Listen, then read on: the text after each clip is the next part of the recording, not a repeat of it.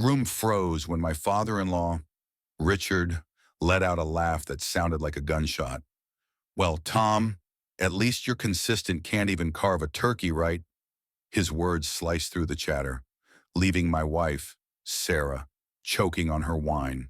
It was our first family dinner since the wedding, and I'd spent all day sweating over a turkey that now sat mangled on the platter. Richard's jab wasn't just about the bird, it was about me, the guy who married his daughter despite his whispered doubts about my prospects. I forced a smile, my fork trembling. Care to explain that one? Richard, I asked, my voice steady but sharp. He didn't answer. Instead, he stood, his chair scraping the floor like a warning. The room held its breath. Sarah's mom, Ellen, clutched her napkin. Her teenage brother, Jake, smirked behind his phone, and Sarah's eyes begged me to let it go. But I couldn't. Not this time. Richard loomed over the table, his broad shoulders casting a shadow over the candles. At 60, he was still imposing. A retired contractor who built his empire with calloused hands and a tongue that could cut deeper than any saw. Explain, he said, his voice low, mocking. You're the one who needs to explain why my daughter's stuck with a guy who can't even hold a steady job. The words hit like a punch. I'd been laid off from my marketing job 3 months ago, a casualty of corporate restructuring. Sarah squeezed my hand under the table, her warmth grounding me, but my pulse roared. I wasn't the failure he painted me as. I'd been freelancing, hustling for clients, and we were getting by. But to Richard, I was a leech, a smudge on his perfect family portrait. Richard, I said, standing to meet his gaze, if you've got something to say it. No more cheap shots. The room was a pressure cooker, and I'd just turned up the heat. Ellen gasped softly, and Jake's phone clattered to the table. Sarah whispered, Tom, please. But I couldn't back down. Not when every dinner, every holiday, was a minefield of his veiled insults. He smirked, folding his arms. You want the truth, Tom. You're a dreamer, always chasing big ideas, never landing them. Sarah deserves better.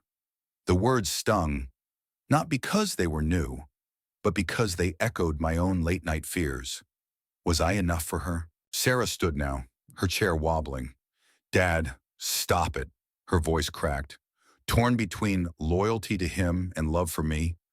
Tom's trying. He's working harder than you know. Richard's eyes softened for a split second, but his pride was a fortress. Trying doesn't pay the bill, sweetheart. He turned to me, his stare cold. You think you're man enough for her? Prove it. The challenge hung in the air. I could have fired back, listed every client I'd landed, every late night spent building a portfolio.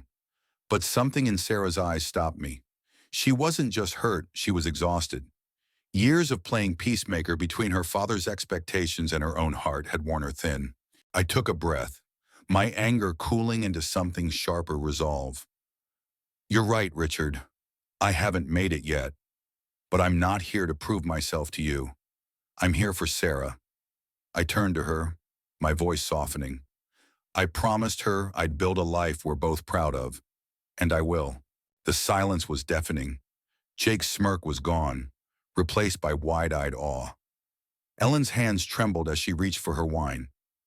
Richard's jaw tightened, but he didn't speak. For the first time, I saw a flicker of doubt in his eyes. Sarah's hand found mine again, her grip fierce. Tom, she whispered, I believe in you. Those words were a lifeline, pulling me back from the edge of self-doubt. But Richard wasn't done. He leaned forward, his voice a low growl. Words are cheap.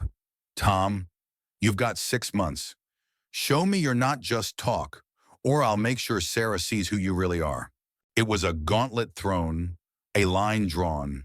6 months to prove my worth, not just to him, but to myself. The rest of the dinner passed in a blur, polite small talk, forced laughs, the clink of glasses masking the tension. But the real battle had just begun. Over the next few months, I threw myself into work. Freelance gigs turned into a steady stream of clients. I took online courses, networked relentlessly, and landed a contract with a tech startup. It wasn't glamorous, but it was progress. Sarah was my rock, celebrating every small win, reminding me why I was fighting. Richard, true to form, kept his distance, but I felt his eyes on me, waiting for me to fail. At the next family gathering, a barbecue in their sprawling backyard, he watched me from across the lawn. I was grilling ironic, given his turkey jab, and Sarah was laughing with Jake, her smile brighter than it had been in months. I caught Richard's gaze and held it. No words, just a nod. He didn't nod back, but he didn't look away either. It wasn't approval, not yet, but it was something, a crack in the wall. One night, Sarah came home with a letter from her father. It was short, gruff, like him. Tom, you're not what I expected. Keep going. No apology, no warmth, but it was enough. I framed it, not for pride, but as a reminder sometimes, the hardest battles aren't about winning, but about showing up. Months later, at another family dinner, Richard raised his glass. To Tom, he said, his voice gruff but clear, for proving me wrong. The table erupted in cheers, Sarah's eyes shining with tears. I clinked my glass against hers, feeling the weight of every struggle lift, just a little. Life isn't a movie. Richard and I aren't best friends, and we probably never will be, but we're family, bound by respect, if not love, and that's enough. What do you think? Did I handle Richard's challenge the right way, or should I have called him out differently? Share your thoughts. End.